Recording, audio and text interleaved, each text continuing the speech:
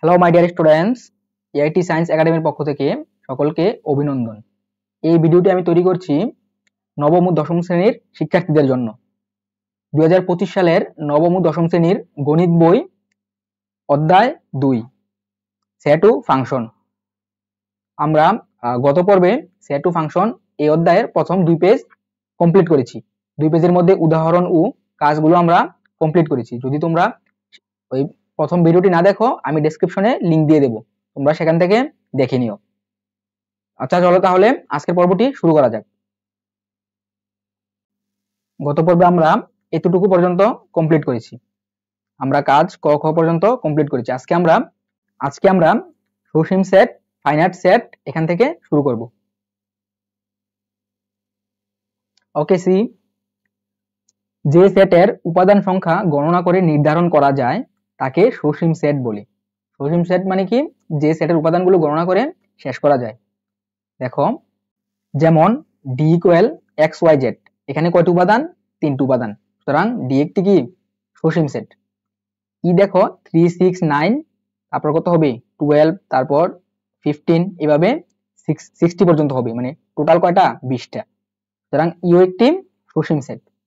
তারপর এফ দেখো, x such that x মৌলিক সংখ্যা এবং 30 থেকে এক্স বড় এবং 70 থেকে ছোট। তাহলে কি এফ এর মধ্যে কয়টা উপাদান থাকবে? এফ এর মধ্যে থাকবে 9টা। আচ্ছা, এফ সেটের উপাদানগুলো কি কি?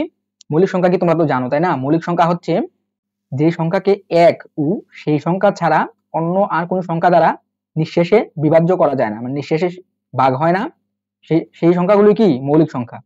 তাহলে এখানে 30 থেকে বড় এবং 70 থেকে ছোট কয়টি মৌলিক সংখ্যা রয়েছে? চলো আমরা দেখি। ওকে, দেখো 30 থেকে বড় এবং 70 থেকে ছোট মৌলিক সংখ্যা হচ্ছে 9টি। 9টি কি কি? 31, 37, 41, 43, এরকম দেখো টোটাল 9টা। সুতরাং এফ ও একটি সসীম সেট। যেখানে দেখো যে এখানে আবার দেয়া আছে যে ডি তে 3টি, ই তে 20টি, এফ এ 9টি উপাদান রয়েছে। এখন দেখো সসীম সেটের ক্ষেত্রে তাহলে উপাদান সংখ্যা কতটা পর্যন্ত হলে আমরা সসীম বলতে পারবো, তাই না? এমন কোনো নিয়ম নাই, মানে যতটাই থাকুক, যদি আমরা গণনা করে নির্ধারণ করতে পারি সেক্ষেত্রে আমরা সেটাকে সসীম সেট বলবো। যদি মনে করো সসীম সেটে তোমার 10 লক্ষ থাকলো, ঠিক আছে, মনে করো তোমার উপাদান কত, তোমার মনে করো 1 লক্ষ, ধরো 1 লক্ষ, 1 লক্ষ যদি উপাদান থাকে তাহলে সমস্যা নেই, তাহলে সেটা সসীম সেট, কারণ আমরা 1 লক্ষ গণনা করে নির্ধারণ করতে পারলাম। তো অসীম সেট আমরা গণনা করে নির্ধারণ করতে পারবো না, এগুলো অনেক মানে অনেকগুলো উপাদান থাকবে, উপাদান শেষ হবে না, চলতেই থাকবে ইনফিনিটি পর্যন্ত, এগুলো হবে অসীম সেট। এই যে দেখো অসীম সেট। ইনফাইনাইট সেট, যে সেটের উপাদান সংখ্যা গণনা করে শেষ করা যায় না তাকে অসীম সেট বলি। যেমন A equal X such that X বিজোড় স্বাভাবিক সংখ্যা। তাহলে দেখো এই বিজোড় স্বাভাবিক সংখ্যা কি তুমি গণনা করে শেষ করতে পারবা? কখনোই না। দেখো বিজোড় স্বাভাবিক সংখ্যা চলতেই থাকবে, 1, 3, তারপর 5, তারপর 7, তারপর 9, তারপর 11, এভাবে কিন্তু চলতেই থাকবে, এটা কিন্তু শেষ নাই, তাই না? চলতেই থাকবে, সুতরাং এটা আমরা গণনা করে নির্ধারণ করতে পারবো না, সুতরাং একটি অসীম সেট। তারপর দেখো স্বাভাবিক সংখ্যার সেট। স্বাভাবিক সংখ্যার সেটের ক্ষেত্রে কিন্তু সেম, এটা 4, 5, 6, 7, 8, 9, 10, 11, 12 এভাবে চলতেই থাকবে, সুতরাং n একটি অসীম সেট। তারপর পূর্ণ সংখ্যার সেট। পূর্ণ সংখ্যার সেট জেড দেখো এদিকে 3, 4, 5, 6, 7, 8 চলতে থাকবে, আবার মাইনাসের দিকেও -4, -5, -6 এভাবে চলতেই থাকবে, সুতরাং জেডও একটি অসীম সেট।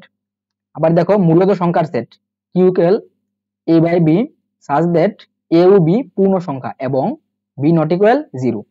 দেখো এখানে a ও b এর মান যে কোনো কিছু হতে পারবে, ঠিক আছে? পূর্ণ সংখ্যা তো তোমরা চিন, এই যে এগুলা, তো যে কোনো কিছু আমরা হতে পারে। সাপোজ এখানে আরেকবার আমি এর মান নিলাম হচ্ছে তোমার 3, b এর মান হচ্ছে নিলাম 9, এইভাবে যে কোনো কিছু, তারপর b এর মান 1 নিলাম আর এর মান নিলাম তোমার 3, টোটালটা মিলে 3 হবে। তো যাই হোক, এভাবে এটা চলতেই থাকবে। সেক্ষেত্রে দেখো b নট ইকুয়াল 0, মানে b 0 হতে পারবে না, 0 ছাড়া মানে শূন্য ছাড়া যে কোনো কিছুই হতে পারবে, সুতরাং এটাও কিন্তু মানে অনেকগুলো উপাদান, মানে তুমি গণনা করে নির্ধারণ করতে পারবে না, সুতরাং কিউ একটি অসীম সেট। তারপর দেখো বাস্তব সংখ্যার সেট আর আর ইত্যাদি অসীম সেট। এখানে বাস্তব সংখ্যার মধ্যে কি কি রয়েছে? তোমার মূলদ, অমূলদ, ধনাত্মক, ঋণাত্মক, সবগুলা মিলিয়ে কি বাস্তব সংখ্যা, সুতরাং বাস্তব সংখ্যার সেটও একটি অসীম সেট। ওকে, উদাহরণ 4 দেখো, দেখাও যে সকল স্বাভাবিক সংখ্যার সেট একটি অসীম সেট। তাহলে আমাদের প্রমাণ করতে হবে কি স্বাভাবিক সংখ্যার মানে সকল স্বাভাবিক সংখ্যার সেট একটি অসীম সেট। তাহলে আমরা ফার্স্টে দেখো সমাধান। ফার্স্টে আমরা ধরে নিলাম n একটি সসীম সেট। তো এখন সসীম সেটের নিয়ম থেকে আমরা কি জানি, সসীম যে সেটগুলো তোমরা সবগুলো দেখছো লাস্টে একটা উপাদান থাকে, তাই না? লাস্টে একটা উপাদান দেয়া থাকে, এবার ডট ডট থাকে না, লাস্টে মনে করো এভাবে একটা সংখ্যা দেয়া থাকে, ডট ডট দেওয়ার পরেও লাস্টে তোমার বিভিন্ন সংখ্যা দেয়া থাকে। তো আমরা n কে কি ধরলাম, একটা সসীম সেট ধরে নিলাম। তাহলে এই সেটে অবশ্যই একটি সর্বোচ্চ উপাদান কে থাকবে, এই যে লাস্টের যে উপাদানটা আমি বললাম যে এটা অথবা এটা, আমরা ধরে নিলাম এটা কত কে ধরে নিলাম, যেখানে কে বিলংস টু n, কে হবে স্বাভাবিক সংখ্যা।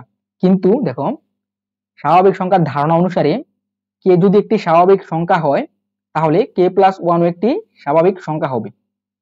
আচ্ছা, এটা কেন হবে কে প্লাস ওয়ান একটি স্বাভাবিক সংখ্যা? দেখো স্বাভাবিক সংখ্যাগুলা কিভাবে দেখো উৎপত্তি, দেখো ওয়ান এর সাথে কি হয়, ওয়ান প্লাস ওয়ান হয়ে টু হয়, তাই না? আবার টু এর সাথে এক যোগ হয়ে কত হয়, থ্রি হয়।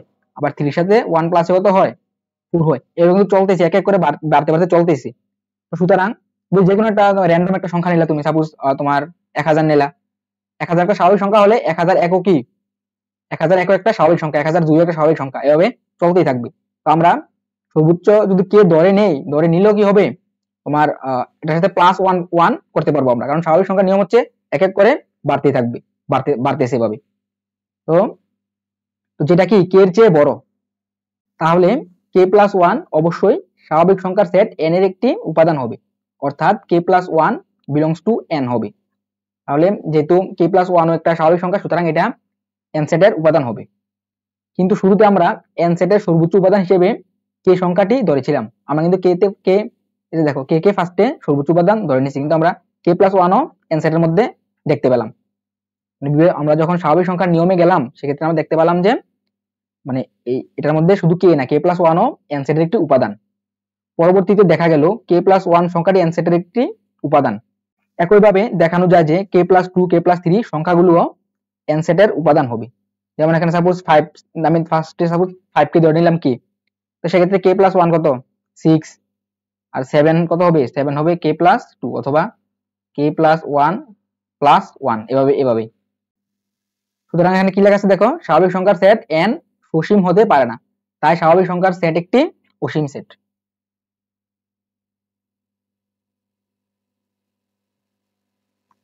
আচ্ছা, পেজ 24 এ দেখো কিছু কাজ দেয়া আছে। সসীম সেট ও অসীম সেট নির্ণয় করো। এখান থেকে আমাদের সসীম ও অসীম সেট নির্ণয় করতে হবে। তো আমরা যে সেটগুলো দেখো এখানে এক ক সেটের মধ্যে, এই ক এর মধ্যে এটার মধ্যে কয়টা, একটা দুইটা তিনটা উপাদান মাত্র বিদ্যমান, সুতরাং কি এটা একটা সসীম সেট। আমরা এখানে লিখি সসীম।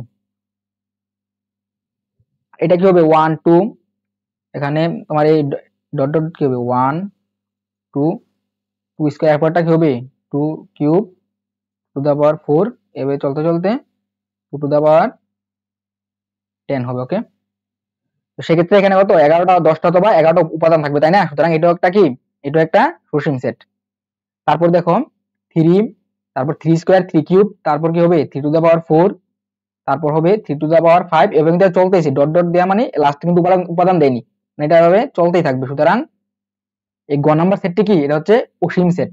বুঝতে পারছো? তারপর দেখো x such that x পূর্ণ সংখ্যা এবং x 4 এর থেকে ছোট। তাহলে পূর্ণ সংখ্যা কি তোমরা তো ইতিমধ্যে জেনে গেছো। তো এই সেটটাকে যদি আমি তালিকা পদ্ধতিতে প্রকাশ করি তাহলে কি হয় দেখো, এখানে তালিকা পদ্ধতিতে প্রকাশ করার পর এখানে যেহেতু 4 থেকে ছোট, সুতরাং 4 থেকে ছোট 3 2 1 0 -1 -2 -3, এভাবে কিন্তু এটা চলতেই থাকবে, কারণ মাইনাসের যত সংখ্যা নেব আমি সবগুলাই 4 থেকে ছোট হবে। সুতরাং এখানে কিন্তু আমরা উপাদানগুলো গণনা করে নির্ধারণ করতে পারবো না, সুতরাং এই সেটটি একটি অসীম সেট। তারপর দেখো ও number P by Q such that P Q পরস্পর সহমৌলিক এবং কিউ ওয়ান থেকে বড়। এই সেটটা যদি আমরা মানে তালিকা পদ্ধতিতে প্রকাশ করি তাহলে কিন্তু এটা একটা ভগ্নাংশ সংখ্যা হবে। দেখো ভগ্নাংশ সংখ্যার সেট দেওয়া হয়েছে এখানে, তো এটা একটা অসীম সেট। কিভাবে দেখো এখানে সহমৌলিক, তাই না? এখন সহমৌলিক মানে কি? পিউ কিউ পরস্পর সহমৌলিক। সহমৌলিক মানে হচ্ছে যদি দুইটা সংখ্যার গুণনীয়কের মধ্যে ওয়ান ছাড়া আর অন্য কোনো সাধারণ গুণনীয়ক না থাকে। মানে তোমার সাপোজ আমি 4 আর 9 নিলাম, ঠিক আছে? 4 আর 9, 4 আর 9 কিন্তু একে অপরের সহমৌলিক। চারের উৎপাদক গুলো কি? 1, তারপর তোমার 2, তারপর কত? 4। আর 9 হচ্ছে 1, 3, 9, তাই তো? তো সেক্ষেত্রে দেখো এই 1 ছাড়া কিন্তু এই দুটার মধ্যে আর কোনো সাধারণ উৎপাদক নেই। সুতরাং এই পি, এটাকে যদি আমি পি ধরি, এটা যদি কিউ হয়, সেক্ষেত্রে এই দুটা পরস্পরের সহমৌলিক। পাশাপাশি দেখো কিউ কিন্তু বলে দিচ্ছে 1 থেকে বড়, তো নিচে যদি 1 হয় সেক্ষেত্রে তার এটা ভগ্নাংশ থাকবে না, তাই না?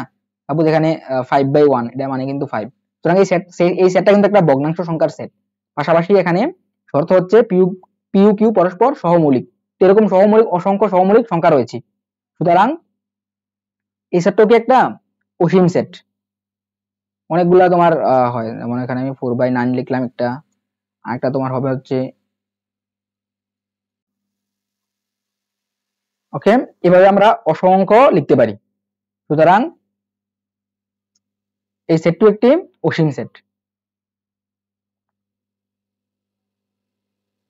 ওকে, 4 নম্বরে দেখো y such that y belongs to n, y হচ্ছে তোমার স্বাভাবিক সংখ্যা এবং y স্কয়ার 100 থেকে, মানে এই স্বাভাবিক সংখ্যা y এর মানগুলো, y এর মানে যেই মানটা স্কয়ার করলে 100 থেকে ছোট এবং কিউব করলে 100 থেকে বড়, সেটা হবে কি এই সেটের উপাদান। এই সেটের উপাদান কয়টা হবে দেখো, আমরা চাইলে কিন্তু আমরা খুব সহজেই নির্ধারণ করতে পারি। আচ্ছা, আমি তোমাদেরকে এটা একদম বিস্তারিত করে দেখাচ্ছি। ওকে, দেখো ফার্স্টে সেটটি দেওয়া ছিল ওয়াই স্কোয়ার 100 থেকে ছোট এবং ওয়াই কিউব 100 থেকে বড়। সেক্ষেত্রে আমরা যেহেতু এটা স্বাভাবিক সংখ্যা বলা হয়েছে ওয়াই, তো স্বাভাবিক সংখ্যা ফার্স্টে আমরা 1 নিলাম। 1 নিয়ে দেখো 1 কে স্কোয়ার করলে 1 হয় আর কিউব করলে হয় 1। সুতরাং এটা কি আমাদের টোটাল মানে সম্পূর্ণ শর্তটা মানছে না। দেখো এই প্রথমটা মানছে যে 100 থেকে ছোট, তা ঠিক আছে, কিন্তু 100 থেকে এটা বড় নয়, 1 কিন্তু 100 থেকে বড় নয়, সুতরাং এটা হবে না। 2 নাম্বারটার ক্ষেত্রেও সেম, এই শর্তটা ফিল আপ করলো, এটা কিন্তু ফিল আপ করিনি। 8 কিন্তু 100 থেকে বড় না। যখন 3 নিলাম, 3 কে স্কোয়ার করলে 9 আর কিউব করলে হয় 27, 27 কিন্তু 100 থেকে বড় না, সুতরাং এটাও হবে না। এটার ক্ষেত্রেও সেম। 5 এর ক্ষেত্রে দেখো 25 আর কিউব করলে হয় 125, সেক্ষেত্রে দেখো 125 কিন্তু 100 থেকে বড়, সুতরাং এটা আমরা নিতে পারবো। এরকম করে 6 ও হবে, 7 ও হবে, 8 ও হবে। 9, যখন 9 নিলাম দেখো এটাও দুটা শর্ত ফিল আপ করে, সুতরাং এটাও হবে। যখন আমরা y = 10 নিলাম, সেক্ষেত্রে দেখো 10 কে স্কোয়ার করলে 100 হয়, তো 100 থেকে ছোট, এটা কিন্তু সত্য নয়, মিথ্যা। এদিকের কন্ডিশনটা ঠিকঠাক আছে, মানে 1000 কিন্তু 100 থেকে বড়, এটা ঠিক আছে, বাট ফার্স্টের কন্ডিশন কিন্তু মিলেনি, সুতরাং এটা আমরা নিতে পারবো না।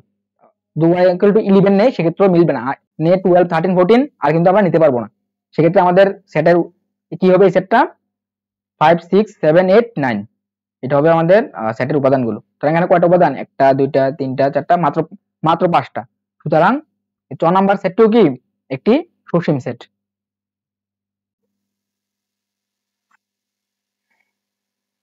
ওকে, তারপর দেখো ফাঁকা সেট, এমটি সেট। যে সেটের কোনো উপাদান নেই তাকে ফাঁকা সেট বলে। ফাঁকা সেটকে এই চিহ্ন দ্বারা প্রকাশ করা হয়, এই চিহ্নটা দ্বারা প্রকাশ করা হয়। পাশাপাশি দেখো ফাঁকা সেটকে এভাবেও প্রকাশ করা হয়। সাপোজ যদি এ একটা ফাঁকা সেট হয়, তাহলে আমরা লিখতে পারি এভাবে, এটা দিতে পারি, অথবা আমরা দিতে পারি এ ইকুয়াল এটা। সুতরাং ফাঁকা সেটকে এই চিহ্নর পাশাপাশি আমরা এভাবেও প্রকাশ করতে পারি। এখন তোমরা যদি কখনো আবার এভাবে প্রকাশ করে ফেলো যে এ ইকুয়াল, সেক্ষেত্রে কিন্তু এটা ফাঁকা সেট হবে না, সেক্ষেত্রে এইটা একটা এই সেটের উপাদান হয়ে যাবে, যেহেতু এটা দ্বিতীয় বন্ধনীর মধ্যে রয়েছে পাশাপাশি ভিতরে। সুতরাং এটা কিন্তু তখন আর ফাঁকা সেট থাকবে না, এটা একটা সেট হয়ে যাবে যার উপাদান সংখ্যা 1 হবে। সো তোমরা ফাঁকা সেট হয়তো এভাবে প্রকাশ করবা, আর নয়তো এভাবে প্রকাশ করতে পারো, বাট এভাবে প্রকাশ করা যাবে না। দেখো ফাঁকা সেটের কিছু উদাহরণ দেখো। একটি বালিকা বিদ্যালয়ের 3 জন ছাত্রের সেট। এখন বালিকা বিদ্যালয়ে কিন্তু কোনো ছাত্র নাই, সুতরাং এই সেটটি একটি ফাঁকা সেট হবে।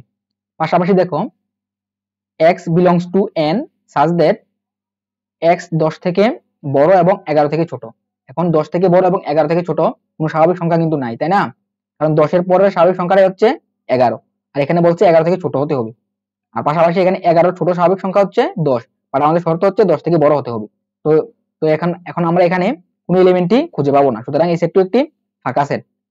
পাশাপাশি দেখো x belongs to n such that x মৌলিক সংখ্যা এবং 23 থেকে বড় 29 থেকে ছোট। এখন 23 থেকে বড় এবং 29 থেকে ছোট কোনো মৌলিক সংখ্যাই নাই, সুতরাং এটি একটি ফাঁকা সেট। আজকের ক্লাসটি এ পর্যন্তই থাকবে। সবাইকে ধন্যবাদ।